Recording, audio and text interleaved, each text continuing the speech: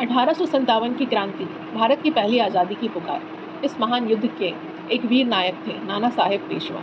आज हम उन्हें नमन करते हैं और उनकी कहानी सुनते हैं। धोंदू पंत, जो दुनिया उन्हें नाना साहेब के नाम से जानती है, 1824 में बित्तूर कानपुर में जन्मे थे।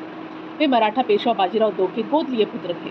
बचपन से ही वे शानदार, तेजस्वी और शौर्य संपन्न थे। जब उनके पिता पेशवा बाजीराव II का देहांत हुआ तो अंग्रेजों ने अपनी डॉक्ट्रिन ऑफ लैप्स की अन्यायपूर्ण नीति से नाना साहेब का हक छीन लिया और उन्हें कहा कि उन्हें पेंशन नहीं देंगे। यह अपमान और अन्याय नाना साहेब के हृदय में क्रांति की ज्योति जला दी।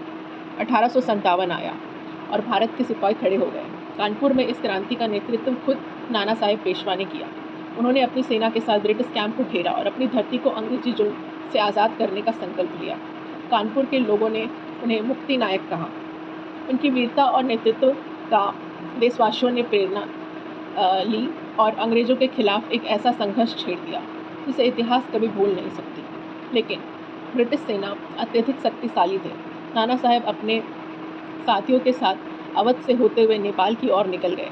उन्हें अंतिम जीवन का राज आज भी गहन अधिकार में नहीं है और हमें नहीं पता कि उनका देहांत कैसे हुआ।